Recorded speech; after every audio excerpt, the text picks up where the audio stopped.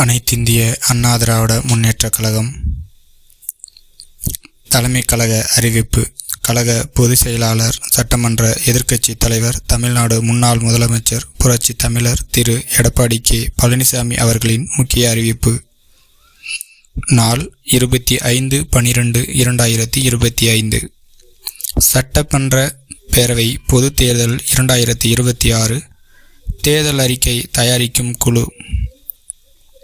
தமிழ்நாட்டில் 17வது சட்டமன்ற பேரவைக்கான பொதுத் தேர்தல் விரைவில் நடைபெற உள்ளதை முன்னிட்டு அனைத்திந்திய அண்ணா திராவிட முன்னேற்றக் கழகத்தின் சார்பில் மக்களுக்கு பல்வேறு வகைகளில் நலம் பயக்கும் வகையிலான தேர்தல் அறிக்கையினை தயார் செய்வதற்காக கழகத்தின் சார்பில் பின்வருமாறு குழு அமைக்கப்படுகிறது.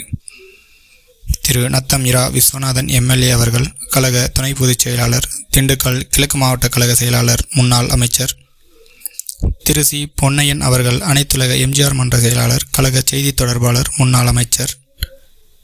முனைவர் பொள்ளாச்சி வி ஜெயராமன் எம்எல்ஏ அவர்கள் கழக தேர்தல் பிரிவு செயலாளர், திருப்பூர் மாநகர் மாவட்ட கழக செயலாளர், முன்னாள் அமைச்சர்.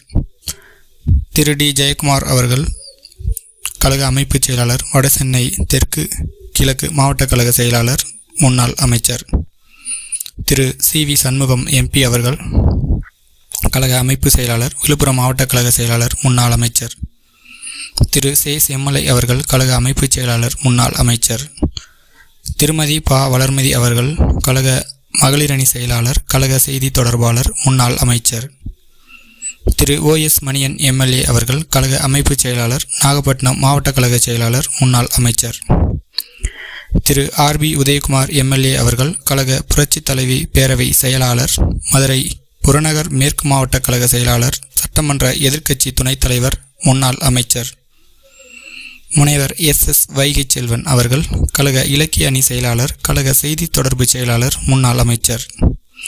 மேற்கண்ட குழுவினர் தமிழ்நாடு முழுவதும் சுற்றுப்பயணம் மேற்கொண்டு பல்வேறு தரப்பட்ட மக்களின் கருத்துகளையும் தேர்தல் அறிக்கையில் இடம்பெற வேண்டிய தரவுகளையும் பெறும் வகையிலான சுற்றுப்பயண திட்டம் விரைவில் வெளியிடப்படும் என்பதை பொதுச் செயலாளர் அவர்கள் தெரிவித்துள்ளார்.